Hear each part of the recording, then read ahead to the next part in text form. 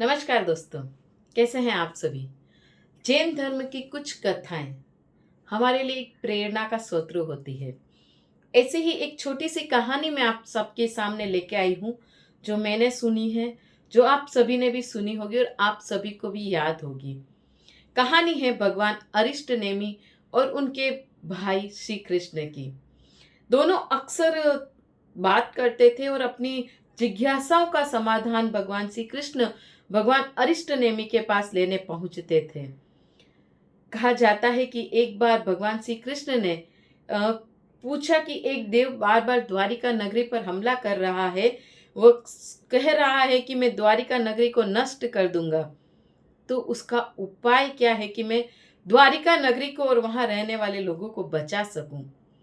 तब भगवान अरिष्ट नेमि ने कहा कि आप द्वारिका नगरी में आयम्बिल स्टार्ट करवा दीजिए। आयम्बिल एक तरह का तप होता है जिसमें सिर्फ एक ही धान खाया जाता है और वो भी अलूणा होता है। और हर तरह के तप की एक अलग महिमा होती है, उसी तरह आयम्बिल तप की बहुत बड़ी महिमा है, जो मैं आज आपको इस कहानी के माध्यम से बताना चाहती हूँ। तो श्री कृष्ण अपने भवन में जाते हैं और एज ए राजा वो अपनी पूरी प्रजा के सामने ये एक अनाउंस करवा देते हैं कि जो भी आयम्बिल करेगा उसके परिवार की देखरेख की जिम्मेदारी मेरी होगी, जो दीक्षा लेगा उसके परिवार की देखरेख की जिम्मेदारी भी मेरी ही होगी। तो काफी लोग दीक्षा ले लेते हैं और अपनी आत्मा के कल्याण की राह पर बढ़ जाते हैं। और जो लोग उस राह पर नहीं चढ़ पाते हैं वो तपस्या की राह पर चलते हैं, कर्म निर्जरा की राह पर चलते हैं। और इसी तरह हर घर में, द्वारिका के हर घर में आयम्बिल प्रारंभ हो जाता है।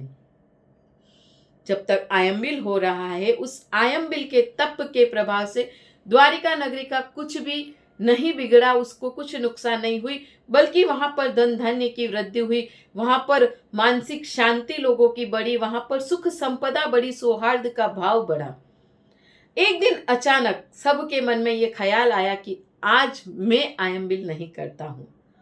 और कहते हैं ना कि कभी कभी ये ख्याल अचानक से सबके मन में एक साथ आ जाता है, तो ठीक वैसा ही सभी के मन में ये ख्याल आया और उन लोगों ने कहा कि आज मैं आयम्बिल नहीं करता हूं।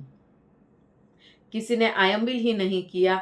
और कुछ ही समय के पश्चात वो देव जो इस बात का ध्यान रखता था कि कहाँ पर लोग आयम्बिल करना छोड़े और मैं अपना जो नुकसान उसे पहुंचाना था द्वारिका नगरी को, वो मैं पहुंचा सकूं। और कहते हैं कि उसी वक्त द्वारिका नगरी धू धू करके जल उठी। और वैदिक संस्कृति के अनुसार भी द्वारिका नगरी समुद्र के भीतर है, जो एक रहस्य है सबसे बड़ा। तो ऐसा भी कहा जा सकता है कि उस अग्नि को बुझाने के लिए उसके ऊपर जब पानी की वर्षा की गई होगी तो वो आज समुद्र का रूप बन चुकी है। ये एक भौगोलिक परिस्थिति है, ये एक अनुश्रुति है, एक कथा है। लेकिन उस कथा का सार एक बहुत बड़ा है कि हमारे जीवन में तप का बहुत महत्व होता है। शायद इसीलिए कहीं ना कहीं हर संस्कृति में ये कहा गया है कि आप निराहार रहिए, आप तप कीजिए, आप जप कीजिए, आप उसकी महिमा को समझिए। साइंस कहता है कि आप वंस इन अ वीक अगर आप फूड नहीं खाते हैं, अगर आप सिर्फ लिक्विड के ऊपर रहते हैं, तो आपके पाचन शक्ति स्ट्रोंग होती है, आपकी आंतों को रेस्ट मिलता है। तो कहीं ना कहीं जो साइंस आज कह रहा है, हजारों वर्ष पूर्व हमारा धर्म, हमारे आगम कह चुके हैं। तो तप की महिमा को समझे, चातुर्मास का महत्वपूर्ण पर्व चल रहा है। और इस महत्वपूर्ण दिनों में जब प्रकृति अपना साथ दे रही है, जब ना अधिक धूप है ना अधिक सर्दी है, मौसम इतना सुहावना है कि हम तपस्या की राह पर जितना चाहें आगे बढ़ सकते हैं।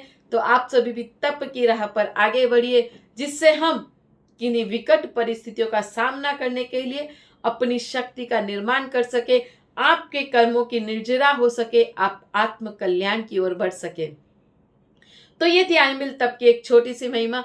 फिर मिलेंगे कुछ नई जानकारी के साथ, कुछ नए वीडियोस के साथ आपके साथ। तब तक के लिए नमस्कार।